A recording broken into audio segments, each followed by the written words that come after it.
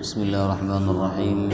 Assalamualaikum warahmatullahi wabarakatuh.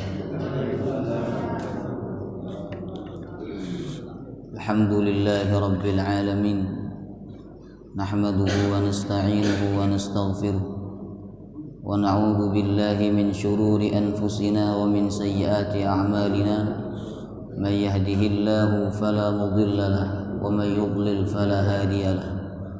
Asyhadu an la ilaha illallah wahdahu la syarika lah wa asyhadu anna Muhammadan abduhu wa rasuluhu la nabiyya wa la rasula ba'dah.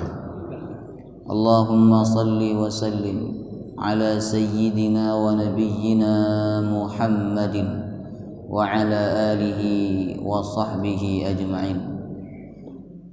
Subhanaka la ilma lana illa ma 'allamtana innaka antal alimul hakim.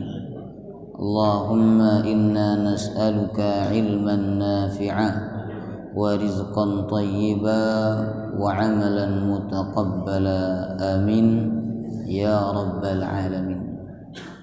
Alhamdulillah, segala puji bagi Allah yang selalu memberikan nikmat kepada kita semua, yang mana apabila kita membayangkan nikmat-nikmatnya, pasti kita tidak akan berhenti untuk bersyukur kepada Allah subhanahu wa ta'ala. Bahkan bisa jadi kita bisa meneteskan air mata terharu karena betapa banyak nikmat yang Allah berikan kepada kita semua. Dan semoga Allah SWT membimbing kita semua untuk menjadi hamba yang bersyukur kepadanya. Amin ya rabbal alamin. Jemaah rahimakumullah, hari ini kita telah memasuki bulan Sya'ban, dan hari ini merupakan hari yang kedua dari bulan Sya'ban.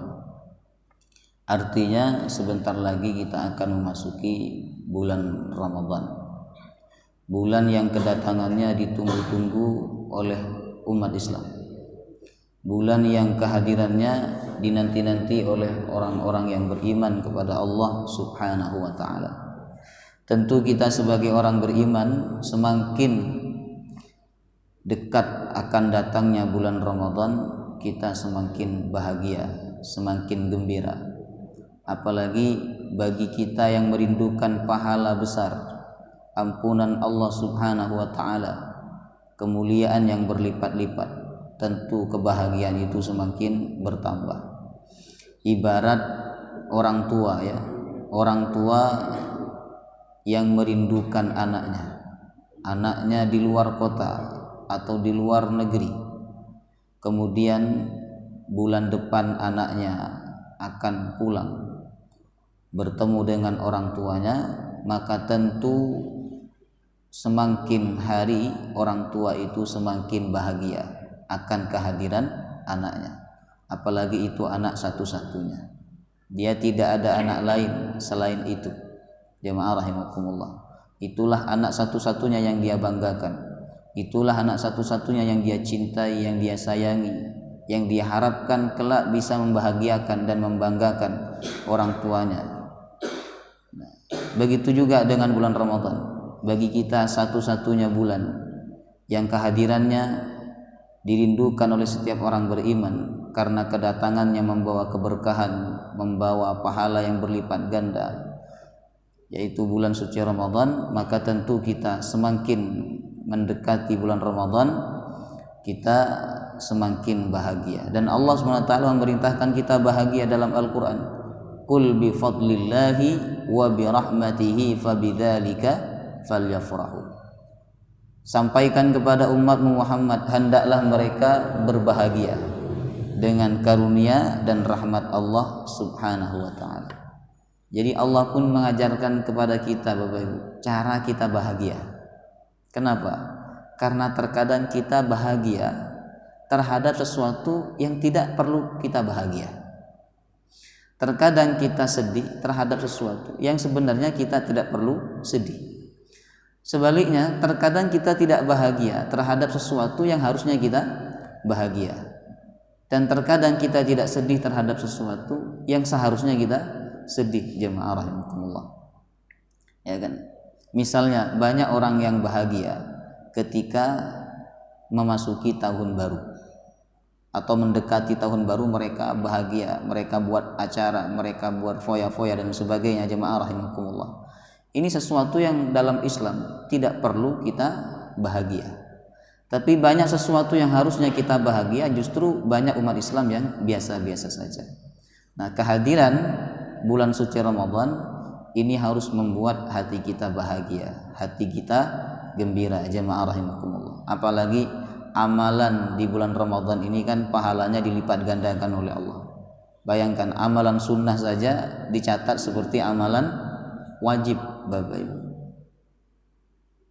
Dalilnya mana? Dalilnya ada di hadis riwayat Imam Al-Bukhari bahwa Nabi bersabda, umratun fi Ramadan ta'dilu hajjatan aw hajjatan ma'i, kata Nabi. Umrah di bulan Ramadan itu sebanding dengan haji, atau bahkan haji bersamaku, kata Nabi. Ya, umrah hukumnya apa? Sunnah. Jumhur ulama mengatakan umrah sunnah jemaah rahimakumullah. Tapi kalau umrah itu dilakukan pada bulan Ramadan, maka umrah itu setara dengan haji. Maka panjenengan yang tidak bisa berangkat haji atau susah berangkat haji karena nunggunya lama jemaah rahimakumullah, mau daftar plus juga tidak ada duitnya, nah maka umrahlah di bulan Ramadan. Ya, semoga kita semua bisa umrah di bulan Ramadan. Tapi amin saja tidak cukup, harus nabung dan harus ada niat. Dalam ilmu psikologi Bapak Ibu, apa yang kita inginkan itu perlu kita sebut. Nah, itu biasanya akan terwujud, ya kan? Dan ini sejalan dengan hadis Nabi, ana inda dhanni abdi bih, hadis qudsi.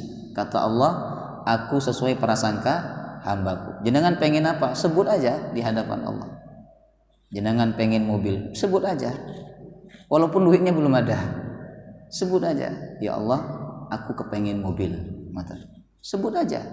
Nanti Allah akan datangkan kemudahan dan cara yang terbaik untuk punya mobil.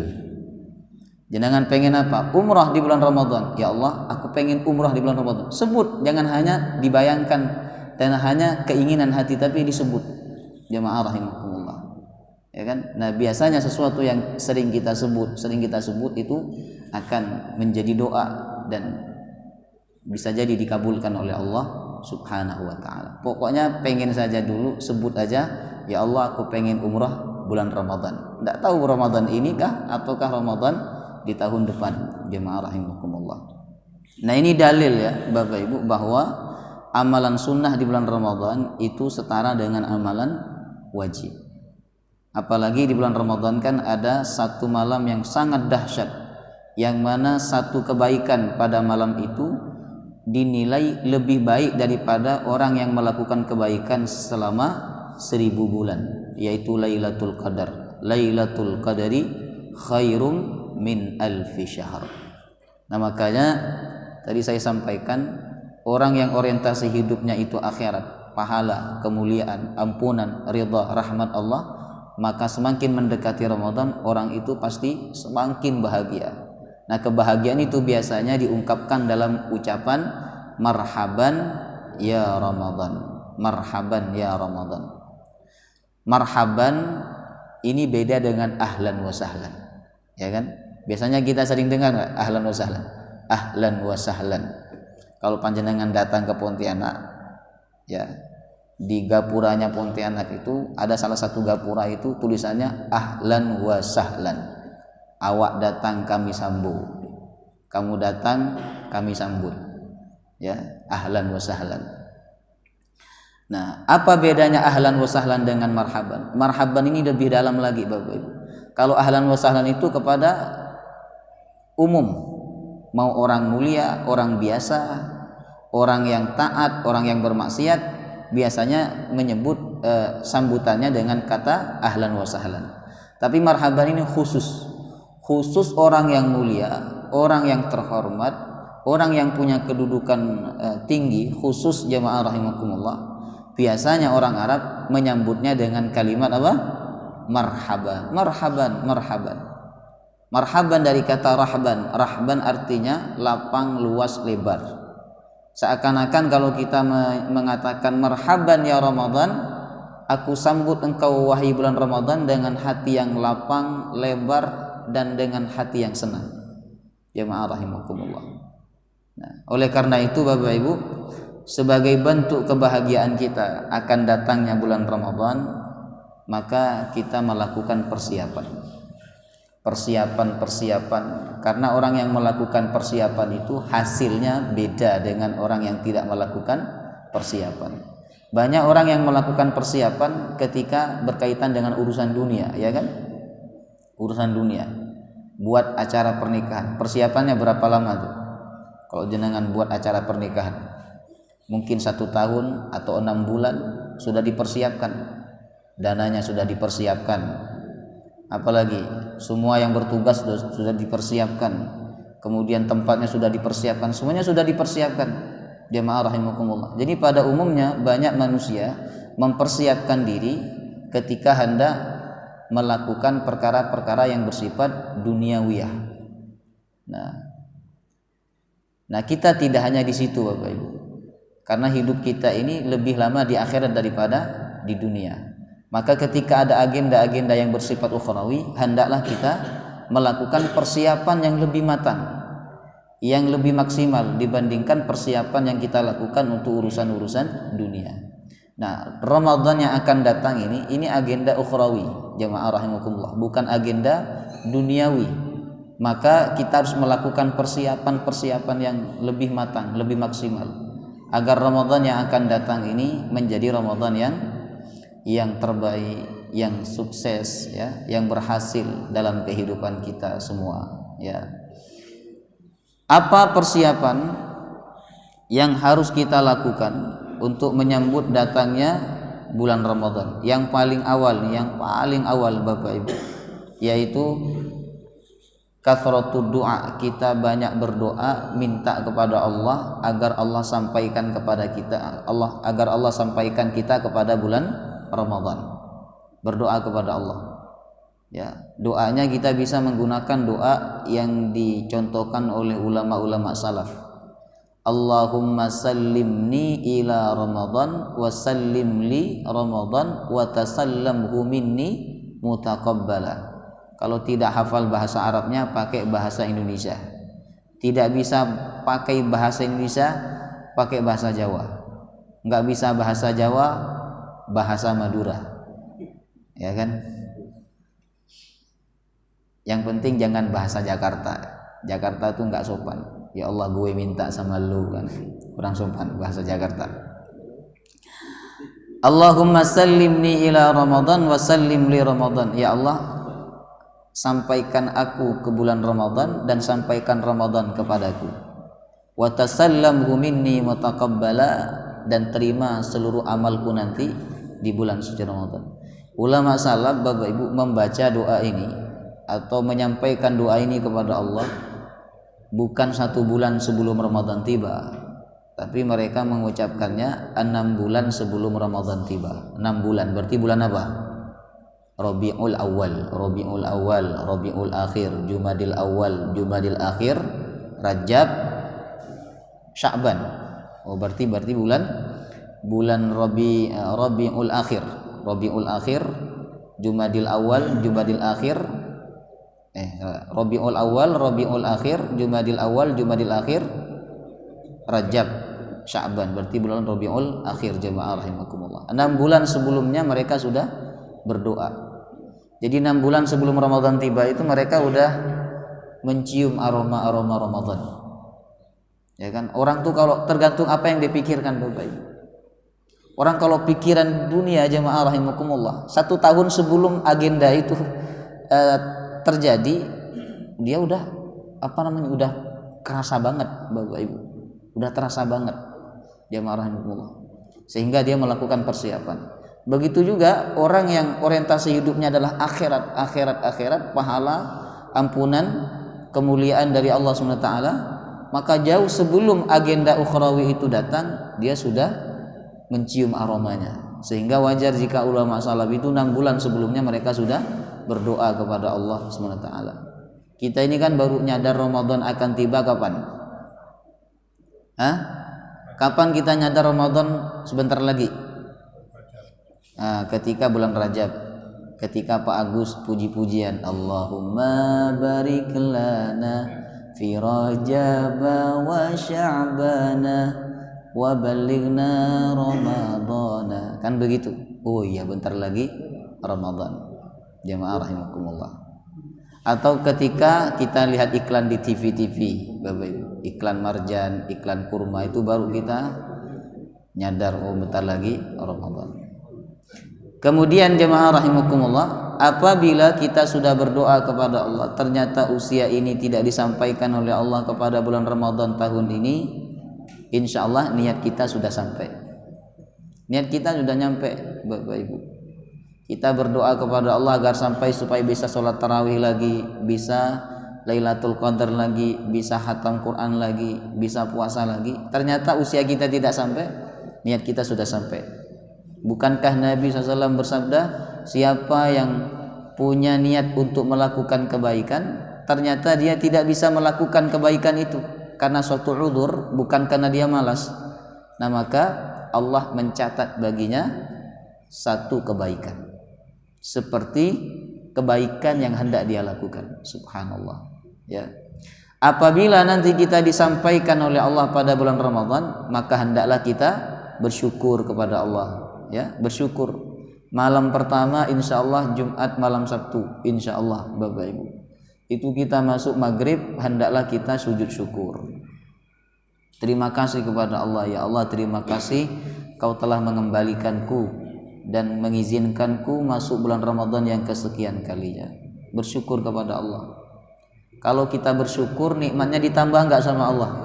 Ditambah, insya Allah kita ditambah lagi jatah Ramadannya. Tahun depan ketemu lagi dengan bulan Ramadan, Bapak Ibu. Bersyukur kepada Allah. Apabila kita sudah masuk bulan Ramadan, jangan berhenti doa. Kalau awal-awal kita berdoa supaya disampaikan kepada bulan Ramadan, tapi ketika masuk bulan Ramadan kita berdoa lagi kepada Allah agar semangat kita di awal-awal Ramadan itu dipertahankan oleh Allah sampai akhir Ramadan. Karena terkadang orang ini kan semangat di awal-awal saja, Bapak Ibu. Awal-awal kenceng, ya kan? 1 kali duduk 1 juz. Ngaten. Hari kedua mulai berkurang jadi 8 lembar. Hari ketiga jadi setengah juz. Hari keempat jadi 4 lembar. Hari kelima 3 lembar. Hari keenam 2 lembar. Hari ketujuh 1 lembar. Hari ke-8 1 halaman. Ke-9 1 ayat. Hari ke-10 tidak ngaji. Jemaah rahimakumullah. Ya kan? Kita kalau lihat malam pertama itu banyak enggak jemaahnya? Banyak, Bapak Ibu. Saya ada satu masjid, ya, kalau ngimami sholat tarawih itu awal-awal sholat tarawih, jemaah rahimakumullah, masjid itu sampai tidak bisa menampung jemaah saking banyaknya, sampai masjid itu buat terop. Itu kayak ada acara pernikahan begitu, ya, bikinkan terop, Bapak Ibu, karena saking banyaknya jemaah, ya kan. Memang ada perkataan Arab itu menyebutkan kullu jadid ladzid, segala sesuatu yang baru itu terasa nikmat, lezat. Masih awal-awal, jemaah rahimakumullah. Orang kalau awal-awal punya mobil pengen jalan terus kan? Awal-awal punya mobil, ya kan? Enggak ada acara bikin acara, Bapak Ibu. Awal-awal punya mobil, jemaah rahimakumullah, ya kan? Nah, maka semangat yang Allah berikan kepada kita di awal Ramadan, mintalah kepada Allah agar dipertahankan sampai akhir Ramadan, Bapak Ibu. Karena kalau kita semangat di awal, kendor di akhir, ini kita termasuk orang yang rugi, jemaah rahimakumullah, rugi. Makanya Lailatul Qadar itu Allah taruh di awal apa di akhir? Di akhir. Artinya apa? Semakin akhir harusnya kita semakin semangat memacu diri kita untuk beribadah kepada Allah Subhanahu wa taala, Bapak Ibu. Ini yang pertama, ya. Kemudian yang kedua jamaah rahimakumullah, yang harus kita lakukan sebelum datangnya bulan Ramadan yaitu tahsinul iman, memperbagus iman atau memperbaiki iman kita kepada Allah Subhanahu wa taala. Bulan kemarin kita ngaji tentang bulan Rajab kan? Saya sudah sampaikan Bapak Ibu bahwa bulan Rajab itu waktu kita menanam. Sedangkan bulan Sya'ban ini waktu kita menyiram. Bulan Ramadan waktu kita panen, jamaah rahimakumullah. Jadi kalau saya istilahkan dengan bahasa tasawufnya, Rajab itu takhalli, sedangkan Sya'ban tahalli, sedangkan Ramadan tajalli. Ini proses membersihkan hati ya. Proses memperbaiki iman itu pertama Bapak Ibu, takhalli artinya pengkosongan, yaitu kita mengkosongkan hati kita. Jadi kalau kita mau ngisi air di satu bejana atau di di cangkir jamanullah, supaya air yang bersih itu tidak kotor, pertama harus kita lakukan apa? Cangkirnya dibersihkan dulu. Ada kotoran dibuang, dibersihkan dulu. Baru dimasukkan air yang bersih. Jemaah rahimakumullah, sehingga air itu tidak terkontaminasi. Begitu juga kalau kita ingin membersihkan hati kita, ingin memperbaiki iman kita, pertama yang harus kita lakukan adalah takhalli Bapak Ibu. Kita mengkosongkan dulu, riyanya dibuang, sombongnya dibuang, dengkinya dibuang, kemudian ujubnya dibuang, kufur syiriknya dibuang semua. Baru yang kedua apa? Tahalli itu ngisi. Nah, diisi dengan ridha, diisi dengan syukur, diisi dengan sabar, diisi dengan ikhlas, diisi dengan qanaah. Nah, ketika kita melakukan tahalli, nanti akan muncul yang ketiga, tajalli. Nah, tinggal gampang ingatnya ini. Yang pertama pakai kha, yang kedua pakai ha, yang ketiga pakai jim. Takhalli, tahalli, tajalli. Jamaah rahimakumullah. Tajalli itu akan nampak. Kalau hati kita ini bagus, iman kita baik, itu akan nampak amal kita ini baik nanti. Lisan kita baik, mata kita baik, perbuatan kita baik. Jamaah rahimakumullah. Nah, jadi sebelum datang bulan Ramadan, kita perlu melakukan 3 perkara itu tadi. Tahalli, takhalli, dan tajalli. Jamaah rahimakumullah. Karena bagaimanapun Bapak Ibu, prestasi ibadah kita di bulan Ramadan ini kaitannya sangat erat dengan iman. Makanya Allah akan memanggil orang beriman. Ya ayyuhalladzina amanu kutiba alaikumusiyam, wahai orang yang beriman, diwajibkan atas kalian puasa. Allah tidak memanggil orang yang kuat, orang yang mampu, walaupun puasa ini kan butuh kemampuan dan kekuatan fisik. Tapi yang dipanggil oleh Allah adalah iman. Allah ingin kita berpuasa itu dengan iman, tidak hanya dengan fisik, tidak hanya menahan lapar, menahan haus, tapi juga menahan lisan, menahan mata dari melakukan perkara-perkara yang tidak diridhoi oleh Allah Subhanahu wa taala. Bapak Ibu, garansinya dari Nabi kalau kita puasa dengan iman itu dosa-dosa kita diampuni oleh Allah. Man shoma Ramadan imanan wahtisaban ghufira lahu ma taqaddama min dzambi. Siapa yang puasa di bulan Ramadan dengan iman ya. Dengan iman, bukan hanya dengan fisik, maka dosa-dosanya yang lalu diampuni oleh Allah. Baik dosa besar maupun dosa kecil, semua diampuni oleh Allah Subhanahu wa taala. Bapak Ibu. Nah, Nabi sudah mencontohkan kepada kita semua tentang pentingnya memperbagus iman sebelum bulan Ramadan. Dicontohkan dengan apa? Dengan puasa di bulan Sya'ban. Jangan sampai kita ini hanya puasa Rajab aja, tapi hendaklah kita puasa di bulan Sya'ban. Jamaah rahimakumullah. Ya. Apa tujuan Nabi puasa di bulan Sya'ban? Tadi saya sampaikan. Tujuan utamanya adalah untuk persiapan menyongsong datangnya bulan Ramadan, Bapak Ibu. Ibarat kita sholat wajib ada nggak sholat qobliyahnya? Ada kan? Semua sholat wajib itu ada qobliyahnya. Nggak ada sholat wajib yang nggak ada qobliyahnya. Kalau ba'di ada yang tidak ada. Asar tidak ada ba'diyahnya. Kemudian subuh tidak ada ba'diyahnya. Tapi yang lain qobliyah semuanya ada. Bapak Ibu, zuhur ada qobliyahnya, asar ada qobliyahnya, maghrib ada qobliyahnya, isya, subuh ada qobliyahnya. Kenapa kita disuruh sholat qobliyah sebelum sholat wajib? Itu tujuannya adalah supaya kita ada persiapan rohani, ya kan? Persiapan rohani sebelum kita melakukan sholat wajib. Mungkin ketika sholat qobliyah kita masih ingat selain Allah, ingat urusan kantor, ingat urusan rumah tangga, ingat urusan masalah dan sebagainya. Nanti harapannya ketika kita sholat wajib itu sudah nggak ada lagi, sehingga ketika kita sholat wajib yang kita ingat hanya Allah. Kalau kita baca ayat tentang neraka, kita bayangkan neraka. Ini baca ayat neraka tapi dibayangkan apa? Masalah kantor. Baca ayat neraka yang dibayangkan adalah istrinya yang bentak-bentak, istrinya yang ngomel-ngomel. Mungkin dianggap istrinya seperti neraka. Jemaah rahimakumullah. Baca ayat neraka itu ingat sama istrinya, ya kan? Kemudian jemaah rahimakumullah, baca ayat-ayat tentang surga, kita membayangkan kenikmatan surga, Bapak Ibu, ya.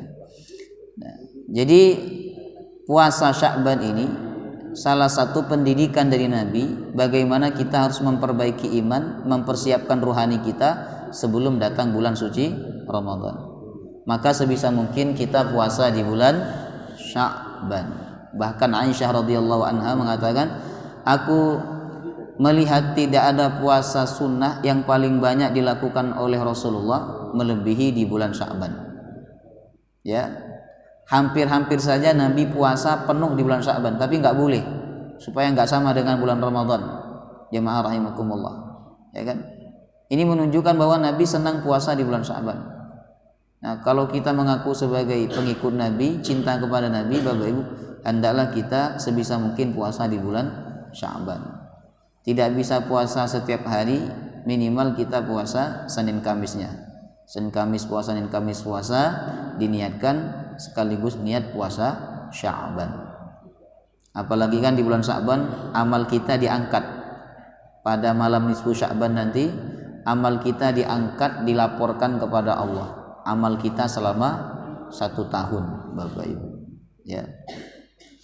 Kemudian yang ketiga, Bapak Ibu, yang harus kita persiapkan untuk memasuki bulan Ramadan yaitu al-ilmu, ilmu, persiapan ilmu. Ini penting. Tidak hanya persiapan rohani, tapi persiapan yang bersifat ilmu juga penting, jemaah rahimakumullah. Ya kan, sebab kita nggak akan maksimal beribadah kalau kita tidak tahu ilmunya, Bapak Ibu. Banyak orang umroh bingung kenapa? Nggak tahu apa yang harus dibaca.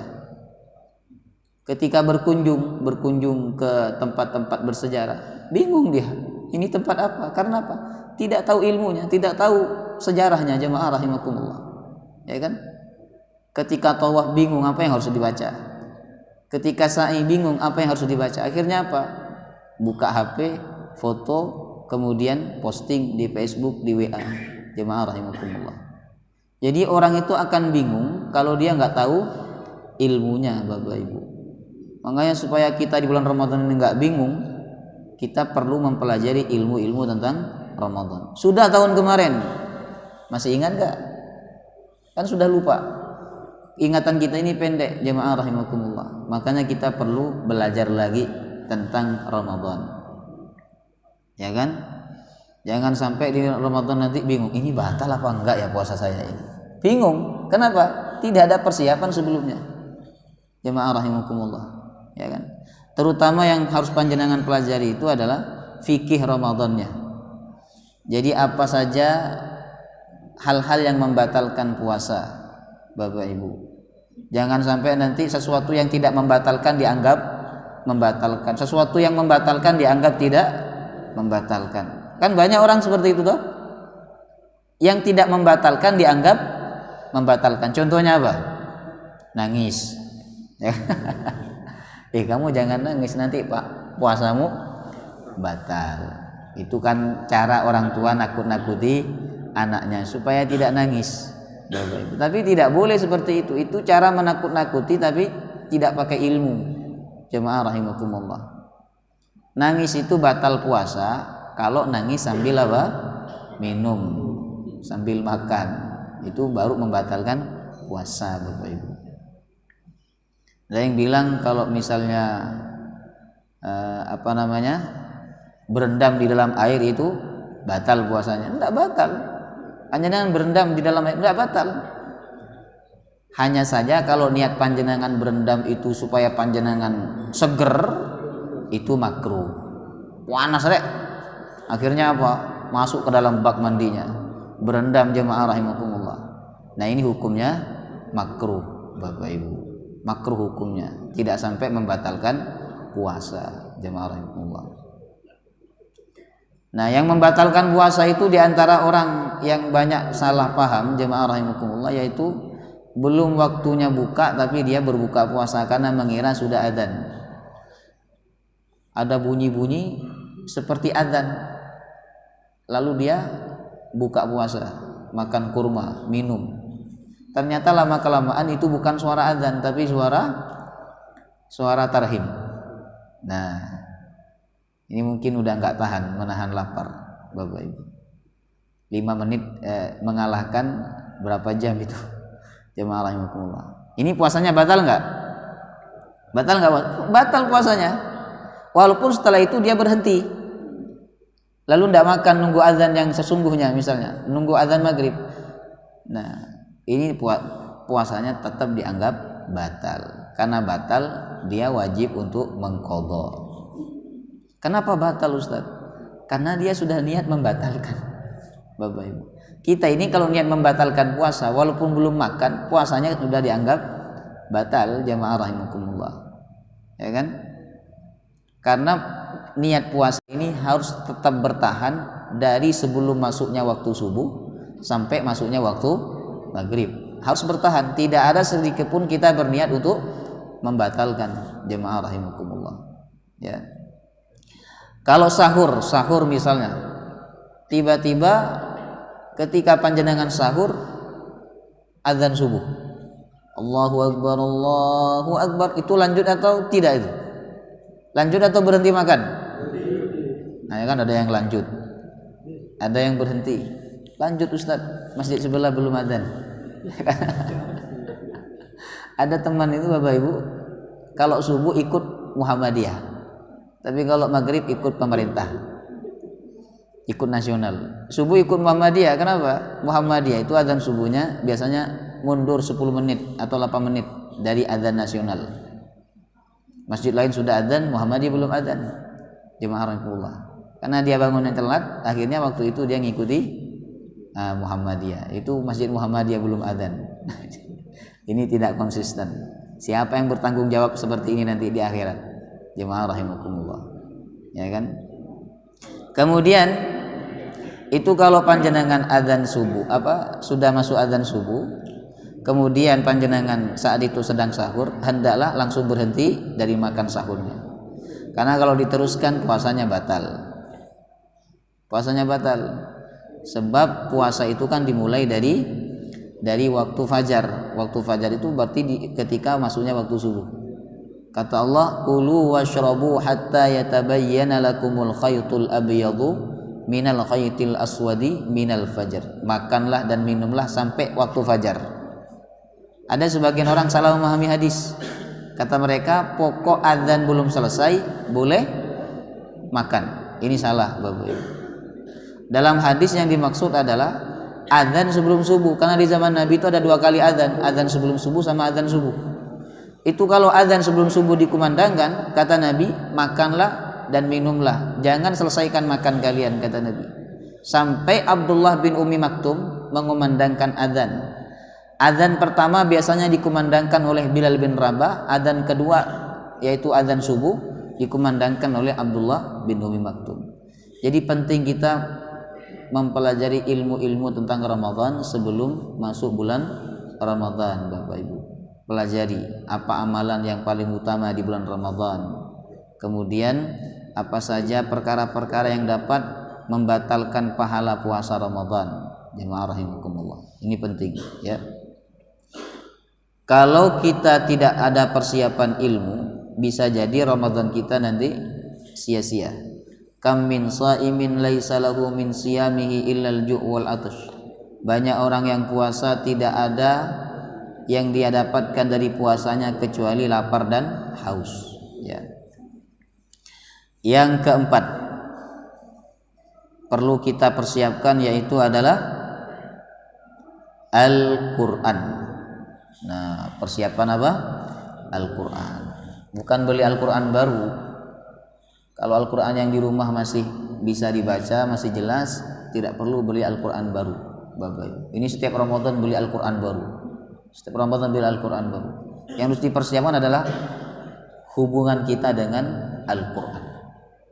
Itu kita harus sudah mulai menjalin hubungan yang dekat dengan Al-Qur'an sebelum Ramadan tiba, jemaah rahimakumullah. Karena bagaimanapun Ramadan adalah Al-Qur'an.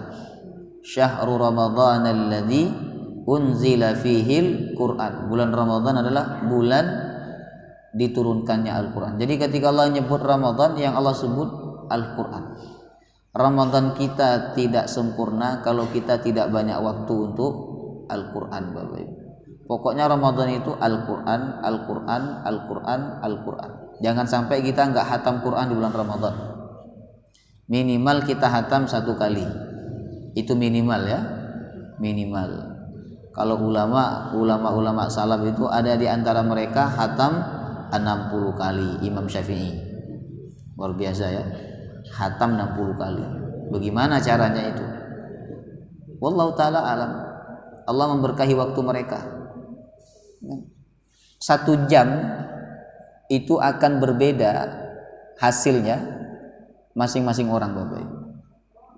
Akan berbeda. Panjenengan baca Quran 1 jam, mungkin dapat 1 juz. Saya 1 jam dapat 2 juz. Jemaah rahimakumullah. Misalnya. Jadi waktu itu hanya angka. Sedangkan keberkahan itulah yang menjadi rahasia Allah Subhanahu wa taala, Bapak Ibu. Jadi ulama-ulama dahulu ada yang khatam Quran 60 kali, 30 kali, ada yang 40 kali, jemaah rahimakumullah. Ini menunjukkan bahwa mereka mengerti kedudukan Al-Qur'an di bulan Ramadan. Orang yang tidak mengerti kedudukan Al-Qur'an di bulan Ramadan, maka dia menjadikan Al-Qur'an di bulan Ramadan seperti bulan-bulan yang lain.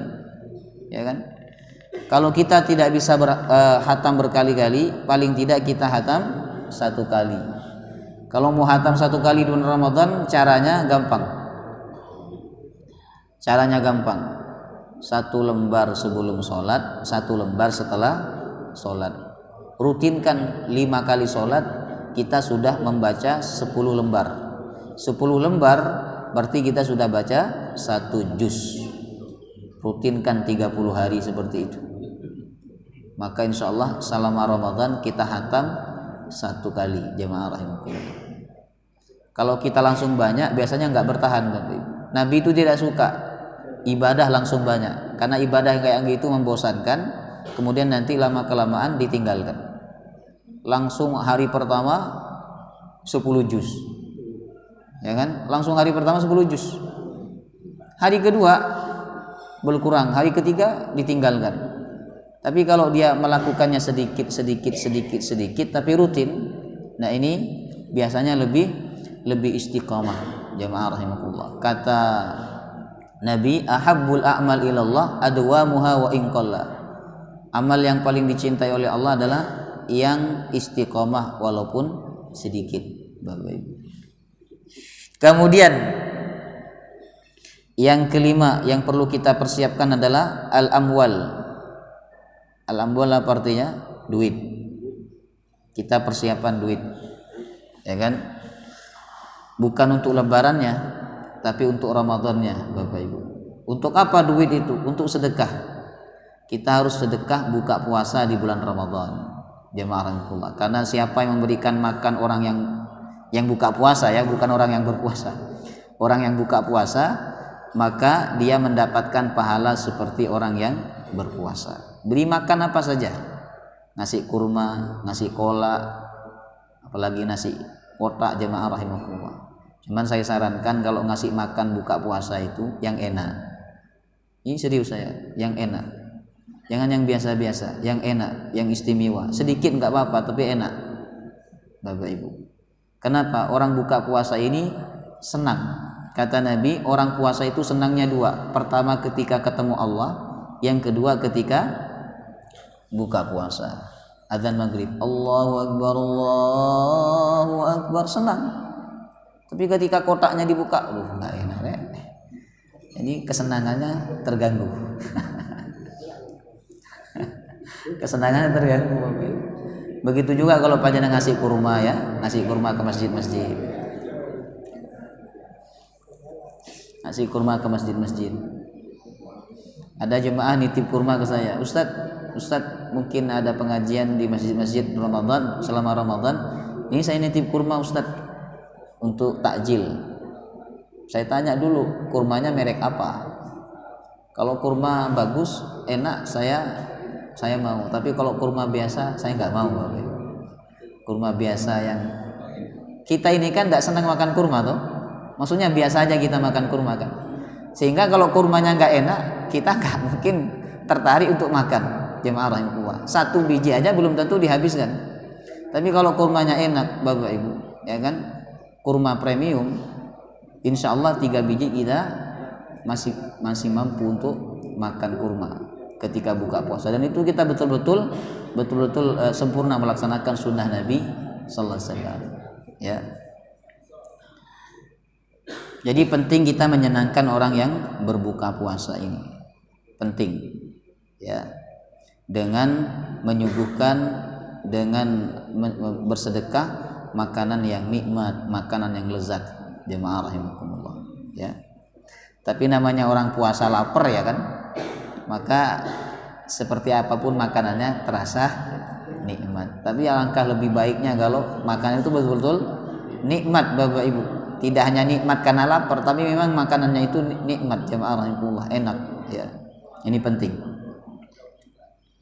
Kemudian yang keenam, at-takhtim, yaitu membuat program, bikin program pribadi, ya kan? Saya punya program selama Ramadan, program Ramadan 2025. 1. Hatam Quran 1 kali. 2. Sholat malam tidak putus selama Ramadan. 3. Sholat tarawih tidak bolong selama Ramadan. 4. Sholat berjamaah tidak putus selama Ramadan. 5. Sedekah buka puasa di hari kesekian, hari sekian di masjid ini selama bulan Ramadan. Itu harus diprogram, jamaah rahimakumullah. Orang tuh kalau ada niat, Bapak Ibu, biasanya punya program, punya perencanaan yang baik, jamaah rahimakumullah, ya. Penting ini buat program selama Ramadan, ya. Kemudian yang terakhir yaitu hifdzul jismi, menjaga kesehatan fisik. Ini penting ya sebelum Ramadan tiba. Mau punya program seperti apapun Ramadan, kalau fisiknya tidak kuat atau tidak sehat, ya tidak maksimal juga.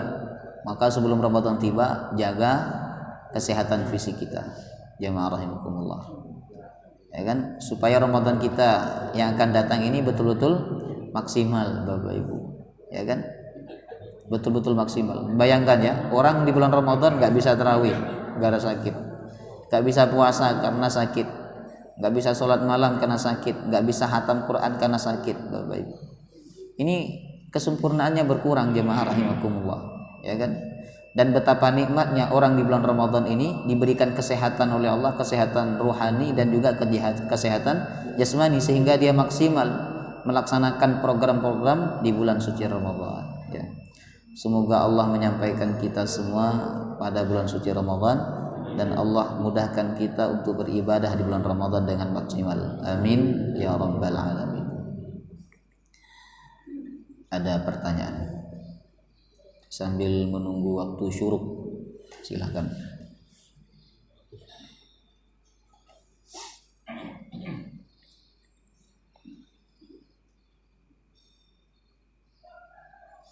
Ada?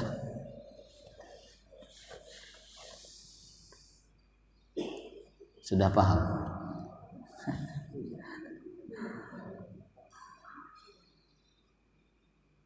Baik. Kalau tidak ada pertanyaan, benar tidak ada nih, serius. Ibu-ibu ada pertanyaan nggak? Bu? Ada? Oh, nggak ada. Ya. Sepertinya sudah tidak konsentrasi karena dengar bunyi mangkok.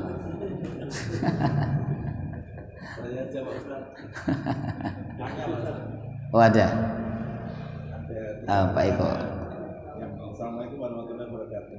Waalaikumsalam warahmatullahi wabarakatuh. Yang pertama yang saya tanyakan adalah orang yang meninggal pada bulan puasa itu apakah derajatnya lebih ditinggikan atau tidak, itu sesuai amal perbuatannya. Yang kedua, misal saya Pak Ustadz ya, kan buka puasa di WIB, waktu Indonesia bagian Barat. Kemudian saya tugas ke Sulawesi misalnya, itu kan berarti nanti buka saya kan maju 1 jam. Itu hukumnya gimana? Oh, sahurnya WIB. Iya, buka puasanya WIT. WIT. Kemudian yang ketiga, di dunia ini kan waktu puasa itu berbeda-beda tiap negara. Ada yang negara puasanya itu terlama, bahkan sampai 15 jam. Tapi ada juga yang waktunya tercepat 11 jam. Itu nanti kadar amalnya beda atau bagaimana? Pahalanya beda. Assalamualaikum warahmatullahi wabarakatuh. Waalaikumsalam warahmatullahi wabarakatuh.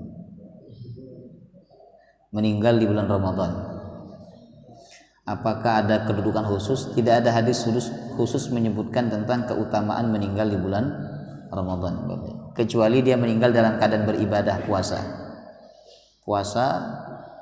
tiba-tiba meninggal dalam keadaan puasa itu, ini tanda husnul khatimah, jamaah rahimakumullah.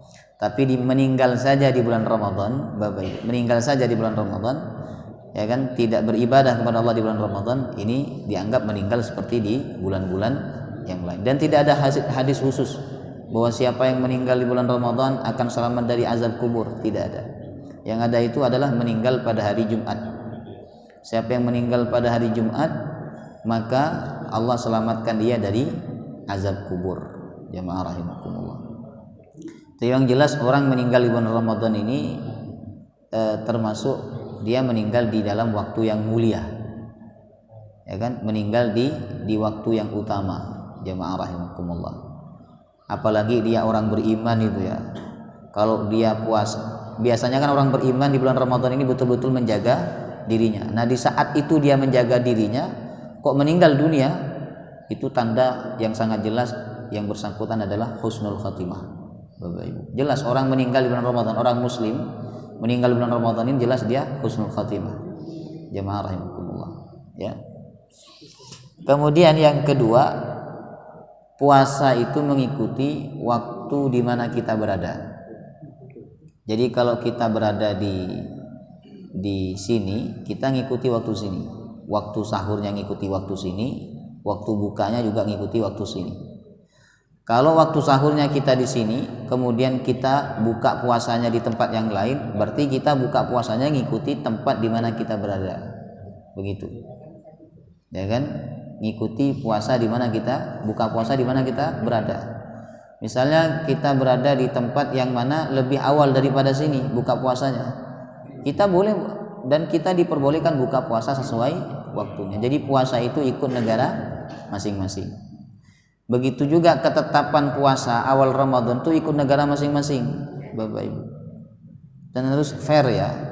Kalau Ramadan kita ikut Indonesia, nanti Idul Adha juga ikut Indonesia. Ini kan orang enggak Ramadan ikut Indonesia, tapi kalau Idul Adha ikut Saudi. Alasannya apa? Orang wukuf di Arafah tanggal 9. Puasa itu ikut negara masing-masing. Ya, ikut matlak masing-masing, tempat terbitnya bulan masing-masing. Jamaah rahimakumullah, ya. Kemudian yang ketiga tadi apa, Pak?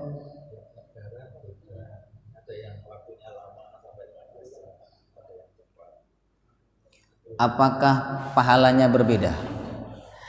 Ajruka biqadri ta'ab. Kata Nabi, pahalamu sesuai rasa capekmu.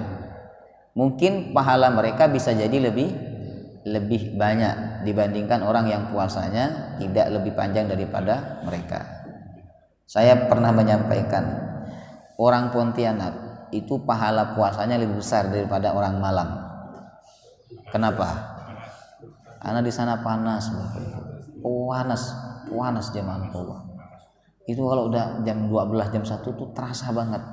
Jadi air itu sesuatu yang luar biasa. Sehingga nggak ada orang Pontianak tuh buka puasa nggak pakai es. Semua pakai es jemaah rahimakumullah. Panas jemaah rahimakumullah. Keringat keluar, jadi dehidrasi Bapak Ibu. Ya kan? Nah, kalau di Malang ini seperti tidak puasa. Jemaah rahimakumullah. Ya kan? Adem, sejuk. Luar biasa enak puasa di Malang. Ya kan? Wallahu taala alam. Mari sama-sama kita tutup dengan doa kafaratul majlis. Subhanakallahumma wa bihamdika asyhadu an la ilaha illa anta astaghfiruka wa atubu ilaik. Assalamualaikum warahmatullahi wabarakatuh.